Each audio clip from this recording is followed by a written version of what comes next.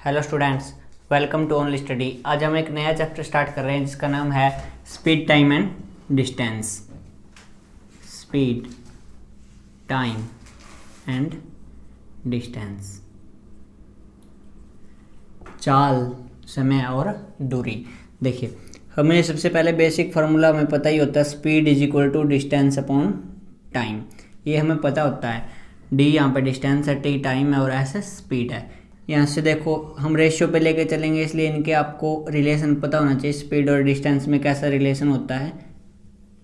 Directly proportion का। Direct proportion का मतलब होता है भी यदि आपको दो गाड़ियों की स्पीड दे रखी है S1:S2, ठीक है, वो दे रखी है मानो 1:2, तो उनके डिस्टेंस उनके द्वारा तय की गई डिस्टेंस का D1:D2 का भी रेशियो क्या होगा? आपका 1:2 ही होगा।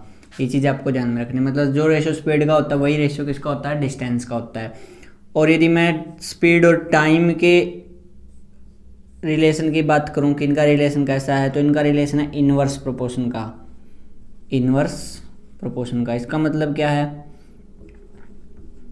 इसका मतलब ये है कि यदि दो गाड़ियों की स्पीड दे रखी है आपको 3:2, S1:S2, ठीक है, 3:2, तो यदि आप उसका टाइम निकालना चाहते हो, टाइम का रेशो निकालना चाहते हो, तो टाइम का रेशो क्या होगा? 1/3 और 1/2। तो इसको सोल्व करेंगे तो हमारे पास क्या आएगा? देखो, एलसीएम लेंगे 6 की मल्टीप्लाई इससे भी और इससे भी, तो ये हमारे पास आया 2:3। तो टाइम का रेशो क्या हो जाएगा? T1 T2 जो आएगा हमारा 2:3। यदि 2 होंगे तो हम डायरेक्ट फ्लिप करके भी लिख सकते हैं। 3 या 4 गाड़ियों का स्पीड या टाइम का रेशो देगा तो उसको हम इस तरीके से करेंगे, 1 के डिवाइड में लिख के फिर एलसीएम लेके, ठीक है। चलिए अब इसमें क्या करते हैं, हम क्वेश्चंस करते हैं। क्वेश्चंस की हेल्प से करते हैं। एक चीज़ और इसके अंदर पूछी जाती है जो बेसिक में ही आती है, वो और समझ लेते हैं। कई बार हमें दिया होता है किलोमीटर प्रति घंटा में टाइम, और कई बार दिया होता है हमें मीटर पर सेकेंड में। तो इसको भी हम रेशियो से ही चेंज कर लेते हैं। पहले मैं आपको समझा देता हूँ, फिर आपको याद ही रखना है इसको भी। तो 1 किलोमीटर, देखो मैंने मान ली 1 किलोमीटर दूरी तय की 1 घंटे में, तो मीटर पर सेकंड में देखो कितनी दूरी होगी वो। 1 किलोमीटर में मीटर कितने होते हैं? 1000। और 1 घंटे में, यहाँ पे घंटा ले रहे हैं तो 1 घंटे में सेकंड कितनी होंगी? 60 गुणा 60, क्योंकि 60 मिनट होंगे और मिनट को सेकंड में बदलेंगे, गुणा में 60 करेंगे। 0 से 0 कट गया, 0 से 0 कट गया, 2 पे काटा 5, 2 पे काटा 3, तो ये आया हमारा। इधर से क्या गया? देखो यहीं पे लिख लेते हैं इसके नीचे। यहाँ से 1 आया, 1/1 1 होता है, और यहाँ से आया 5/6 गुणा 3 करेंगे 18।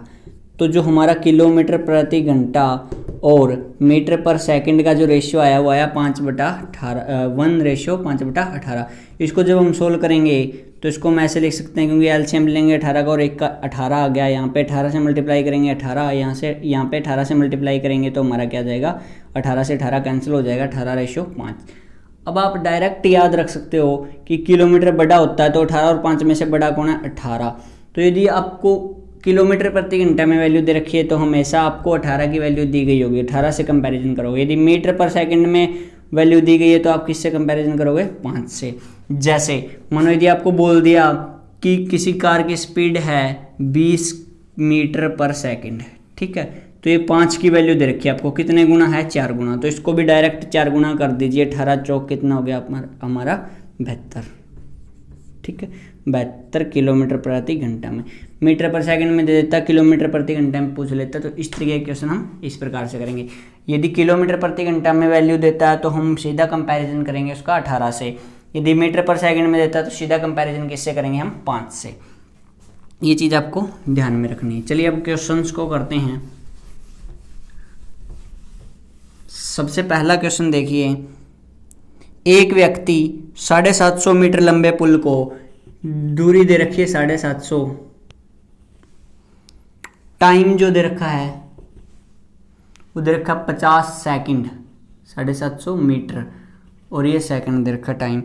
हमें क्या निकालना है? चाल, यानी कि स्पीड निकालनी है। Speed is equal to distance upon time, आपको पता ही है। 750 को किससे डिवाइड करेंगे? 50 से, मीटर पर सेकंड में आ जाएगा हमारा, क्योंकि मीटर में है, सेकंड में। 0 से 0 कट गया, 5 पे काटा 15।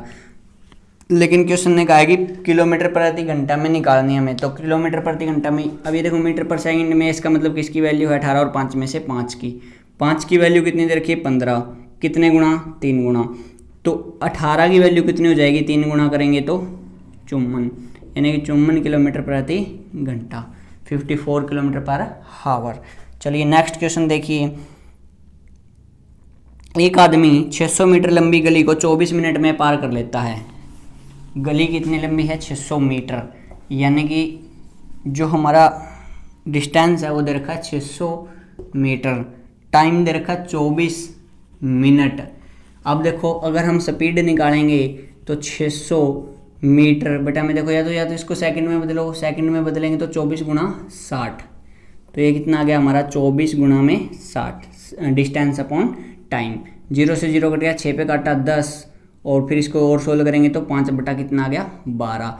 लेकिन ये जो हमारी स्पीड आई है 5/12, ये किस में आई है मीटर पर सेकंड में। क्वेश्चन ने किस में पूछा है किलोमीटर प्रति घंटा में। अब मीटर पर सेकंड में इसका मतलब किसकी वैल्यू है ये 5 की, 5 की वैल्यू कितनी दे रखी है 5/12, और यदि 5 की वैल्यू 5/12 है तो हमें किसकी निकालनी 18 की, क्योंकि हमें किलोमीटर प्रति घंटे में चाहिए।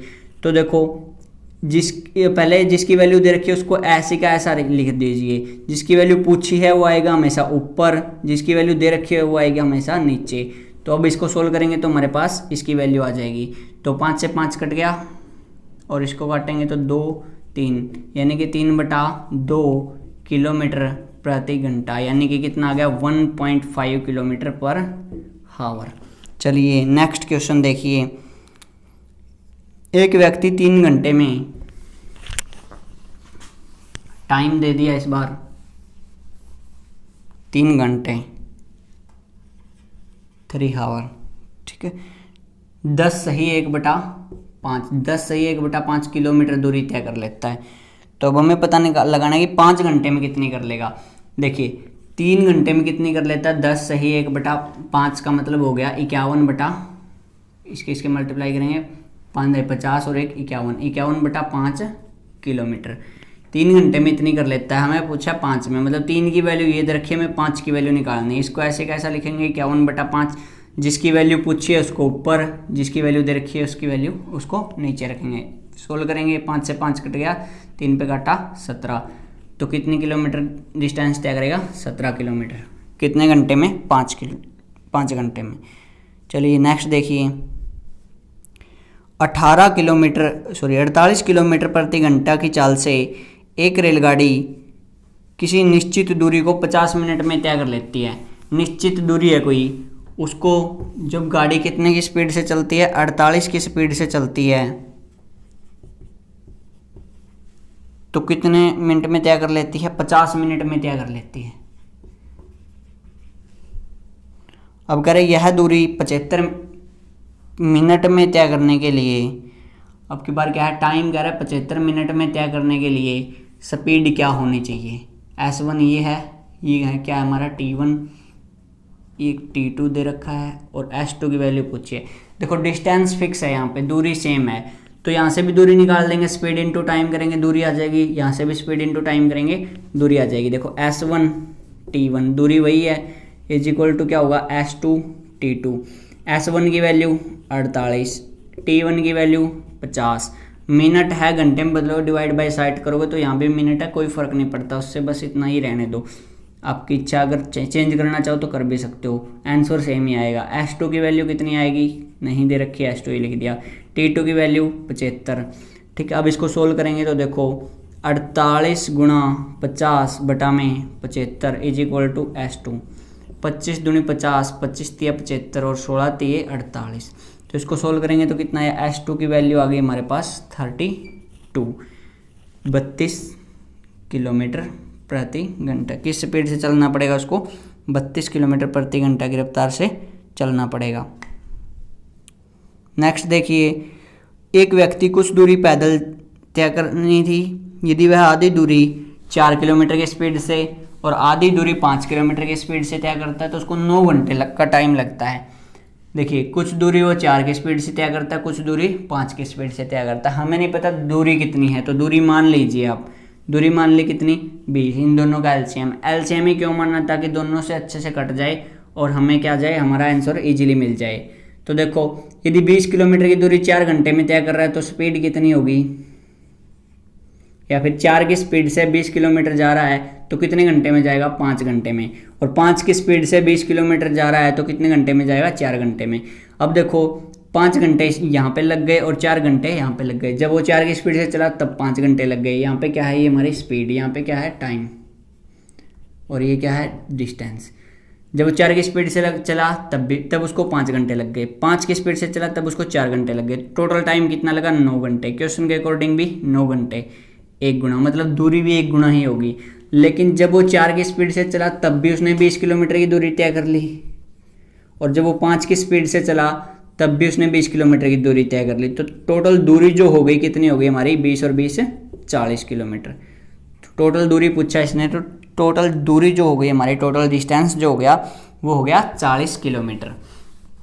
चलिए नेक्स्ट क्वेश्चन देखिए। एक किसान 61 किलोमीटर की दूरी दे रखी है 61 किलोमीटर, टाइम दे रखा है 9 घंटे में तय कर लेता है। ये पूरी दूरी है 9 घंटे में तय कर लेता है। अब ये कह रहा है कि यदि यह 4 किलोमीटर की,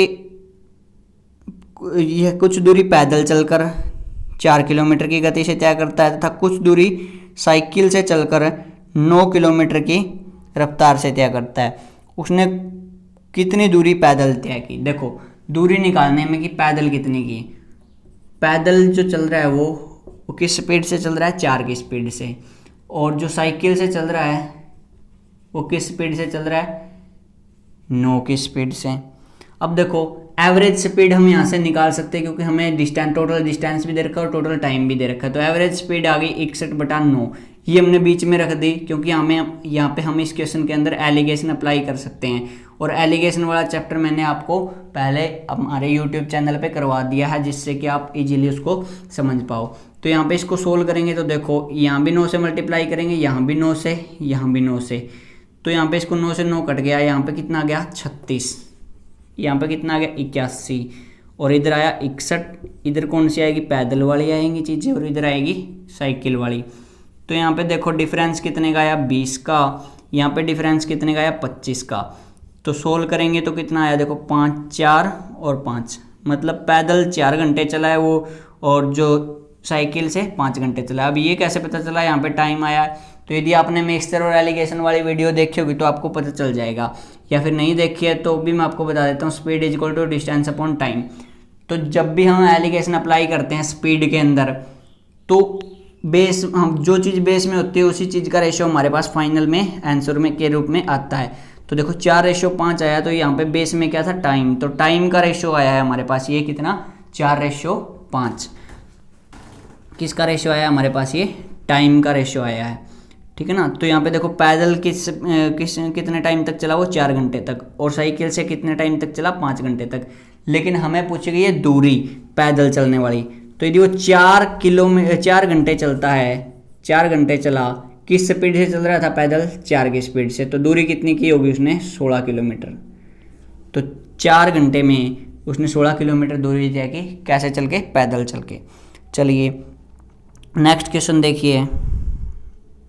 एक व्यक्ति ने अपनी कुल यात्रा का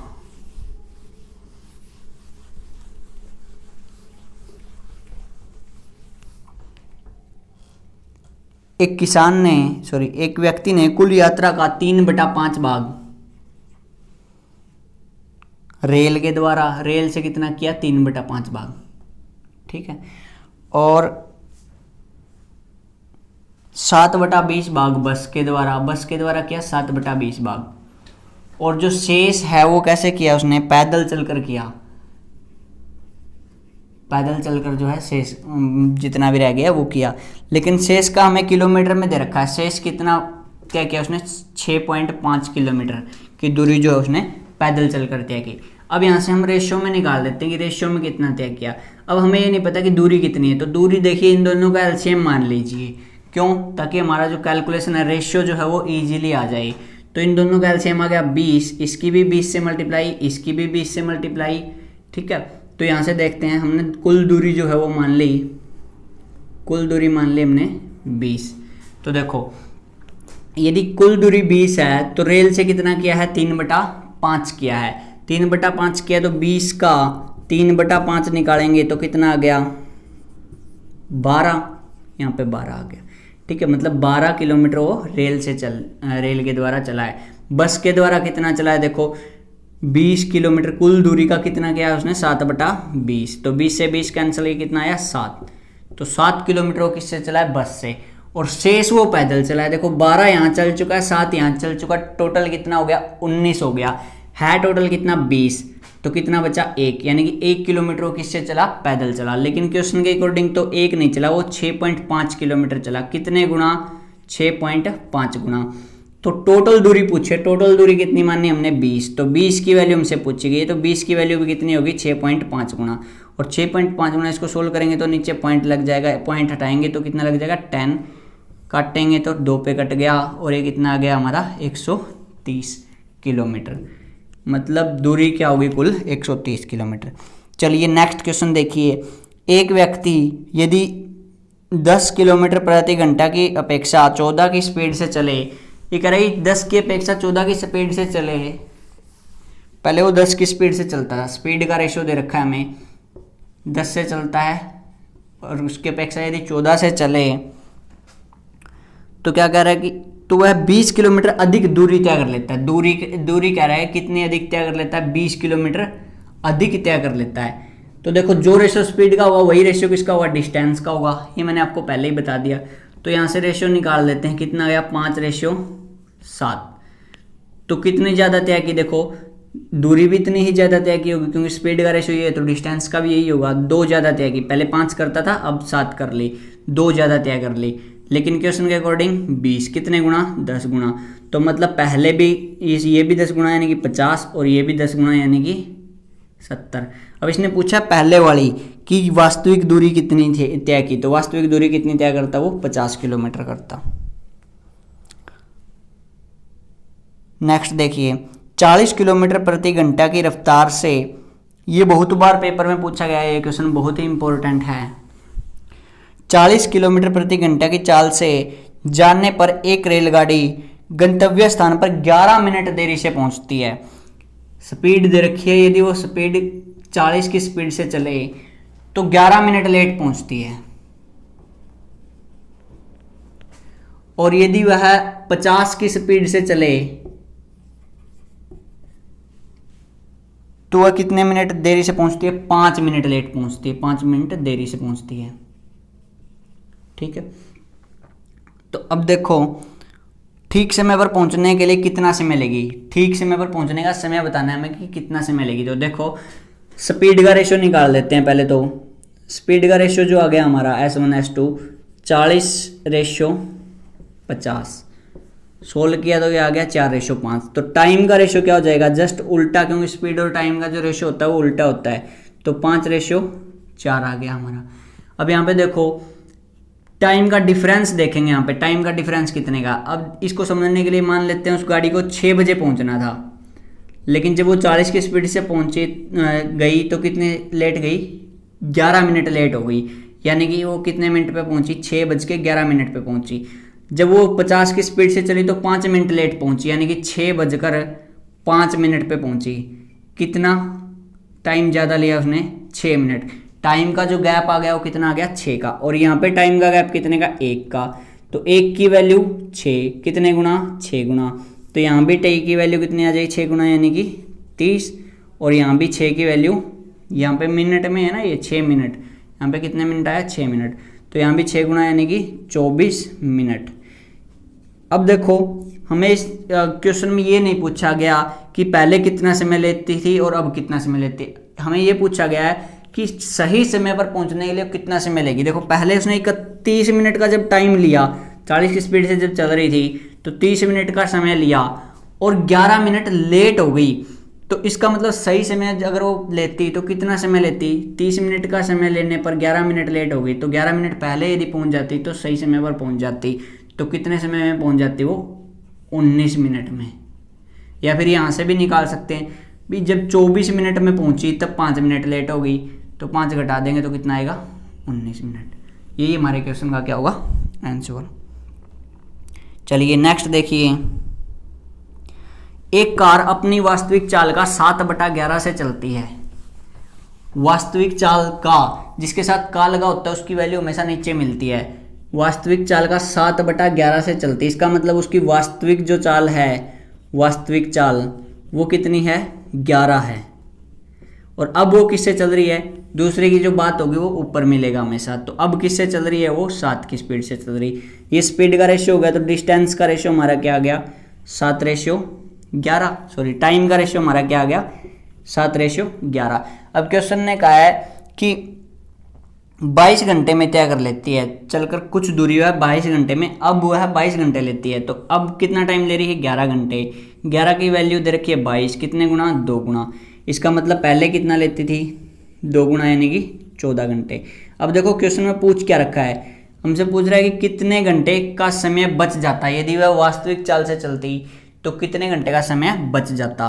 तो पहले लग रहे थे 14 घंटे, अब लग रहे हैं 22 घंटे। कितने का डिफरेंस है, 8 घंटे का। तो कितने घंटे का समय बच जाता हमारे पास, 8 घंटे का समय बच जाता। कितने घंटे का समय बचा जा सकता है, 8 घंटे का। या फिर यहाँ से भी निकाल सकते थे, 11 और 7 में कितने का डिफरेंस है, 4 का। सारी चीज़ें 2 गुना है तो 2 गुना हो जाती, कितने घंटे आ जाता, 8 घंटे। चलिए नेक्स्ट देखिए, एक बस की चाल बिना रुके 54 किलोमीटर प्रति घंटा है। एक बस है, उसकी चाल जो है कितनी है, यदि वह नहीं रुकती तो कितनी है, 54 किलोमीटर प्रति घंटा। और जब वो रुक रुक के चलती है तब उसकी चाल जो है वो है 45 किलोमीटर प्रति घंटा। ठीक है, तो ये स्पीड का रेशियो दे रखा है। तो स्पीड का रेशियो हमारे पास कितना आ गया, इसको सोल्व करेंगे तो 9 का 54 और 5, ये क्या हमारे पास स्पीड का रेशियो। टाइम का रेशियो क्या हो गया, अभी पहले 5 इधर से इसको फ्लिप कर देंगे, क्योंकि स्पीड और टाइम का क्या होता है, उल्टा होता है रेशियो, 5/6। मतलब पहले जिस दूरी को तय करने में 5 घंटे लेती थी, अब उस दूरी को तय करने में कितने घंटे लेगी, 6 घंटे का समय लेगी। तो कितना ज़्यादा ले रही है, 1 घंटे ज़्यादा ले रही है। क्यों, क्योंकि रुक रुक के चल रही है। 1 घंटा यानी कि कितना हो गया, 60 मिनट। अब देखो ये हमसे पूछ रहा है कि प्रत्येक घंटे में कितनी बार रुकती है। देखो जब वो 6 घंटे चली लगातार, तब वो 60 मिनट तो उसने रुकने में ले लिया। तो इसका मतलब 1 घंटे में वो कितना रुकती है, 6 घंटे में यदि 60 मिनट रुकती है तो 1 घंटे में कितना रुकेगी, 60/6 यानी कि 10 मिनट। मतलब प्रत्येक 1 घंटे के बाद 10 मिनट का वो स्टॉपेज लेती है, रुकती है, उसके बाद फिर से चलने लग जाती है। चलिए नेक्स्ट देखिए, एक कार किसी विशेष दूरी का 1/3 10 की स्पीड से, 1/3 20 की स्पीड से, और उससे अगला 1/3 शेष 1/3 60 की स्पीड से। देखो 1/3 ये सिर्फ आपको कंफ्यूज करने के लिए दिया गया है और इसका कोई मतलब नहीं है, क्योंकि डिस्टेंस जो है सेम तय किया है। कुछ डिस्टेंस 10 की स्पीड से, कुछ 20 की स्पीड से और कुछ 60 की स्पीड से तय किया है। दूरी हमें नहीं पता, ये क्या है, स्पीड है। दूरी हमें नहीं पता, इसलिए दूरी मान लेते हैं इन तीनों का LCM 60 मान ली। तो इसको कितना टाइम लगा हुआ, 6 घंटे, इसको कितना लगा हुआ, 3 घंटे, और इसको कितना लगा हुआ, 1 घंटे। तो अब यहाँ पे देखते हैं हम, पूरी यात्रा की औसत चाल ज्ञात करनी है हमें। देखो जब ये 10 की स्पीड से 6 घंटे चला तो 60 तो इसने किलोमीटर तय कर लिया। 20 की स्पीड से 3 घंटे ये चला तो 60 किलोमीटर इसने तय कर लिया। 60 की स्पीड से 1 घंटा ये चला तो 60 किलोमीटर दूरी इसने तय कर ली। क्योंकि औसत जो होता है वो होता है कुल दूरी बटा में कुल समय। तो कुल दूरी कितनी होगी हमारी, 180, और कुल समय कितना लगा, 6 घंटे इसको, 3 घंटे इसको, 1 घंटे इसको, 6 और 3 और 1 10 घंटे कुल समय लगा। तो यानी कि औसत चाल जो आ गई हमारी, क्या आ गई, 18 किलोमीटर प्रति घंटा। अब आगे देखिए, AB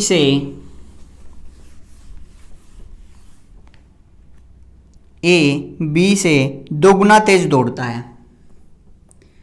यानी कि A और B की जो स्पीड का रेशियो है वो कितना है, यदि B 1 की स्पीड से दौड़ता है तो A की स्पीड से दौड़ेगा, 2 की स्पीड से दौड़ेगा।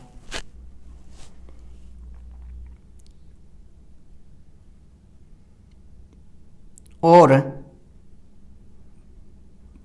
B C से 3 गुना तेज दौड़ता है। B और C की जो स्पीड का रेशियो है वो क्या दे रखा है, ये कह रहा है B जो है C से 3 गुना तेज दौड़ता है। मतलब यदि C 1 की स्पीड से दौड़ रहा है तो B की स्पीड से दौड़ता है, 3 की स्पीड से दौड़ता है। तो अब हमें ये पूछ रहा है कि यदि C ने 42 मिनट ली, C ने क्या किया, 42 मिनट ली किसी दूरी को तय करने में, तो ये कह रही ए कितना समय लेगा। समय पे पहले बाद में जाएंगे, पहले हम क्या कर लेते हैं, स्पीड का रेशियो निकाल लेते हैं इनका।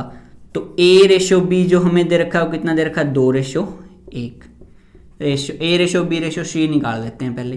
तो यहाँ लिखेंगे 3:1, ये मैंने आपको पहले बताया हुआ है कैसे करेंगे। तो यहाँ भी 3 लिखेंगे क्योंकि खाली है, यहाँ भी खाली जगह है, यहाँ पे क्या लिखेंगे हम, 1 लिखेंगे। ये यहाँ जाएगा, ये यहाँ जाएगा, तो यहाँ पे आया 6, 3 और 1। ये आ गया हमारा स्पीड का रेशियो। अब स्पीड का रेशियो ये है तो टाइम का रेशियो क्या जाएगा हमारे पास, 1/6, 1/3 और 1/1। अब इसको अगर हम सोल्व करें तो टाइम का रेशियो हमारा कितना आ गया, एलसीएम लिया तो 6, यहाँ पे आ गया 1, यहाँ पे कितना आ गया 2, क्योंकि इसकी भी 6 से मल्टीप्लाई, इसकी भी 6 से और इसकी भी 6 से, यहाँ से कितना आ गया 6। तो टाइम का रेशियो ये आ गया किसका, ए, बी और सी का टाइम का रेशियो आ गया हमारे पास। अब ये कह रहे सी कितने मिनट लेता है, 42 मिनट। 6 की वैल्यू कितनी दे रखी है, 42, कितने गुना, 7 गुना। तो ए के लिए पूछा है ए कितना समय लेगा, तो कितने समय लेगा, ये भी 7 गुना लेगा, यानी कि ए की वैल्यू क्या होगी, 7। तो उस दूरी को तय करने में ए कितना समय लेगा, 7 मिनट समय लेगा। चलिए नेक्स्ट क्वेश्चन देखिए। 3 व्यक्ति ए और बी की ओर पैदल जा रहे हैं, यदि उनकी चालों का अनुपात, स्पीड का अनुपात दे रखा है हमें। 3 व्यक्ति है, उनकी स्पीड का जो अनुपात है वो दे रखा है 4:3:5। तो ये पूछ रहा है कि इनके समय का अनुपात क्या हुआ। तो समय का अनुपात हमें पता है कि इसके अंदर इनवर्स प्रोपोर्शन का रेशियो होता है, तो 1 के डिवाइड में लिख देंगे। अब इसको सोल्व करेंगे तो एलसीएम आ गया 60, इसकी भी 60 से मल्टीप्लाई, इसकी भी 60 से मल्टीप्लाई और इसकी भी 60 से मल्टीप्लाई। तो सोल्व करेंगे तो ये कितना आया 15, ये कितना आया 20 और ये कितना आ गया हमारा 12। 15, 20 और 12। नेक्स्ट देखिए, 2 स्थान ए और बी 120 किलोमीटर की दूरी पर हैं। एक ए है और एक बी है, ए बी, इन दोनों के बीच की जो दूरी है वो कितनी है, 120 किलोमीटर की दूरी है। अब ये कह रहा है कि 2 कारें पी और क्यू, 2 कारें हैं, एक पी है एक क्यू है। वो कह रहा है कि एक ही समय एक ही साथ चलना प्रारंभ करते हैं, यदि कारें एक दूसरे की ओर चलें। देखो जब एक दूसरे की ओर चलेंगी तो क्या होंगी, ज़्यादा जल्दी मिलेंगी। इसीलिए मानो ये एक्स स्पीड से चल रही है, ये वाई स्पीड से चल रही है। तो जब भी 2 चीज़ें आपस में एक दूसरे की तरफ चलती है तो उनकी स्पीड जो होती है आपस में जुड़ जाती है, आपस में क्या हो जाती है, जुड़ जाती है। लेकिन यदि वो एक ही दिशा में चलेंगी, एक ही ओर चलेंगी तो ठीक है, उनकी स्पीड जुड़ जाएगी। लेकिन यदि वो एक ही दिशा में चलेंगी, एक ही दिशा का मतलब हो गया कि वो भी इस साइड जा रही है, जो क्यू कार है वो भी इस साइड जा रही है और पी कार है वो भी इस साइड जा रही है, तो ये भी किस स्पीड से चलेगी और ये भी किसी स्पीड से चलेगी। तो हमारा क्या होगा, ये आगे चलती रहेगी, तो इसको पकड़ने में टाइम ज़्यादा लेगी। इसीलिए जो यदि कारें ऐसे चल रही हैं तो जो स्पीड है वो क्या हो जाती है, जुड़ जाती है, और यदि कारें ऐसे चल रही है तो स्पीड क्या हो जाती है, घट जाती है आपस में। ठीक है, तो ये कह रहा है यदि वो एक दूसरे की तरफ चलें तो 1 घंटे का टाइम लेते हैं। तो देखो स्पीड क्या आ गई, एक दूसरे की तरफ चलेंगी, एक दूसरे की तरफ का चलने का मतलब इस कंडीशन में तो x + y होगी स्पीड। और क्वेश्चन के अकॉर्डिंग देखो 120 किलोमीटर दूरी तय करने में डिस्टेंस अपॉन टाइम कितने समय लिया उन्होंने, 1 घंटा। तो यहाँ से स्पीड ये आ गई। और यदि वो एक दूसरे के विपरीत चलें, यदि कार एक ही दिशा में चलें, एक ही दिशा में चलें, यानी कि इस कंडीशन में चलें, तो देखो x - y होगी। इस कंडीशन में क्या होगी, स्पीड x - y। तो ये कह रही इस दूरी को तय करने में उन्हें कितने घंटे लगते हैं, 6 घंटे लगते हैं। यदि वो एक दूसरे की तरफ चलें तो स्पीड जुड़ जाएगी, यहाँ से स्पीड कितनी आ गई, 120 किलोमीटर की दूरी को तय करने में 1 घंटा लगा। और यदि वो एक दिशा में चलें, यानी कि वो पहली गाड़ी भी इस साइड जा रही, दूसरी भी इस साइड जा रही, तो x - y होगी स्पीड। स्पीड क्या हो जाएगी, घट जाएगी। 120 / 6, क्यों, क्योंकि 120 उसी दूरी को तय करने में 6 घंटे लगते हैं। तो यहाँ से इसको सोल्व किया तो ये आ गया 20। तो ये आ गई हमारे पास x + y की वैल्यू 120 और x - y की वैल्यू कितनी आ गई, यहाँ से सोल्व किया तो हमने 20। अब देखो यहाँ से हम x और y की वैल्यू डायरेक्ट निकाल सकते हैं। कैसे निकालेंगे, देखो अगर हमें इसकी प्लस वाले की वैल्यू निकालनी है तो दोनों को जोड़ के 2 से डिवाइड कर दो, तो x की वैल्यू आ गई देखो 140/2 यानी कि 70। और y की वैल्यू निकालनी है, जो माइनस वाला उसकी वैल्यू निकालनी है, तो क्या करेंगे, दोनों को घटा के 2 से डिवाइड कर देंगे यानी कि 100/2, तो आंसर आ गया 50। हमसे पूछी गई है कि पहले वाले की चाल कितनी, तो पहले वाले की चाल कितनी है 70 किलोमीटर प्रति घंटा।